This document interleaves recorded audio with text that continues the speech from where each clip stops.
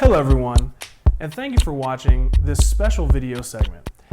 As most likely you know by now, AB 284 was a bill intended to hold banks responsible for their foreclosure filings. Now, personally, I'm not a believer in the concept of false foreclosure, since I've never heard of an individual who paid their mortgage and was actually foreclosed on.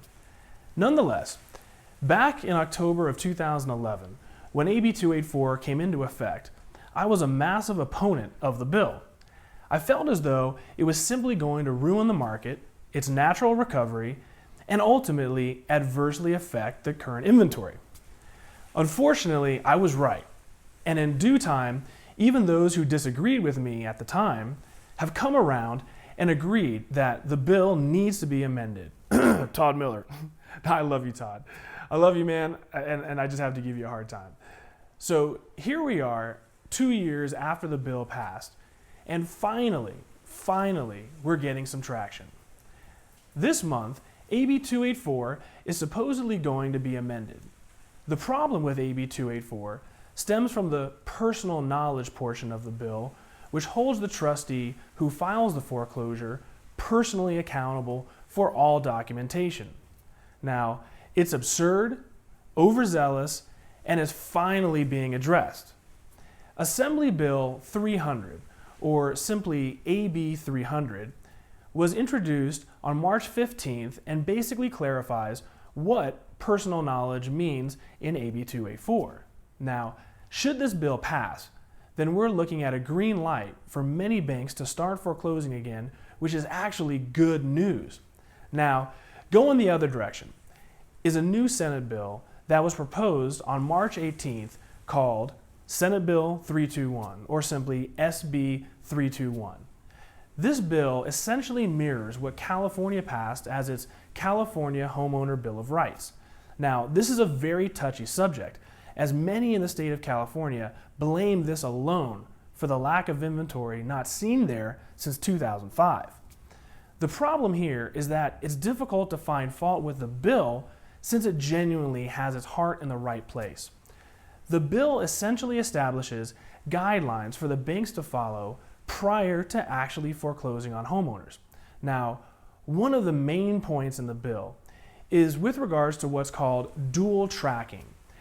This is when an active short sale or loan modification is completely ignored and the bank simply proceeds with a foreclosure. I've seen this happen numerous times, and let me tell you, this is really frustrating.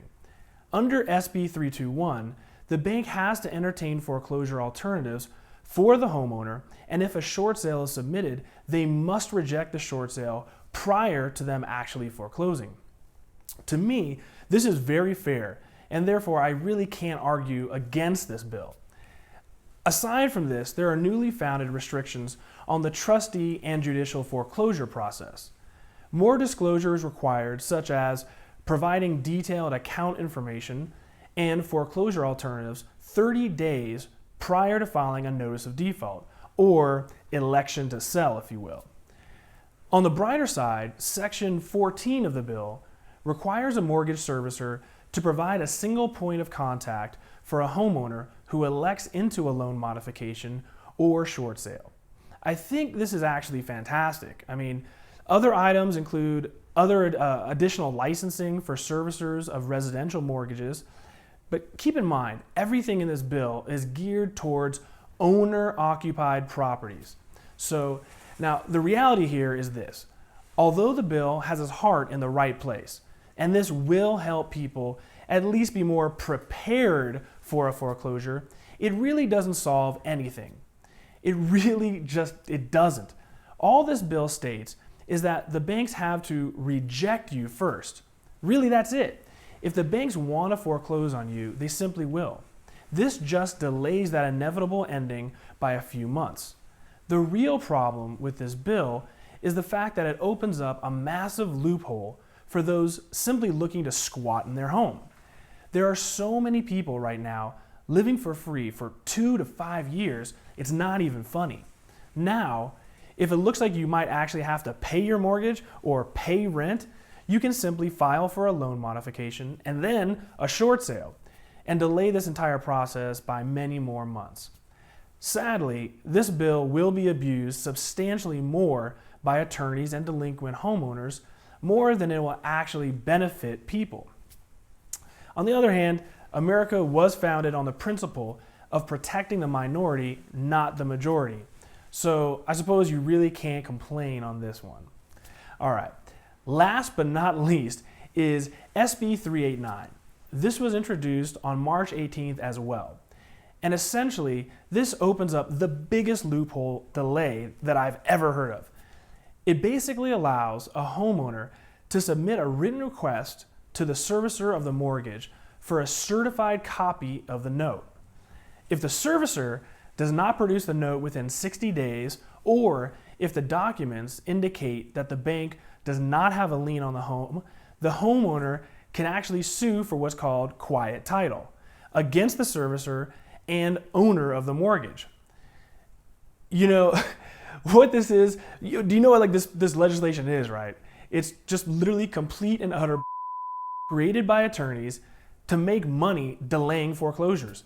The state senator from Boulder City named Tick Segerblom, who actually represents District 3, which is the area around the Meadows Mall to Chinatown, should seriously be ashamed of himself for introducing this special piece of crap.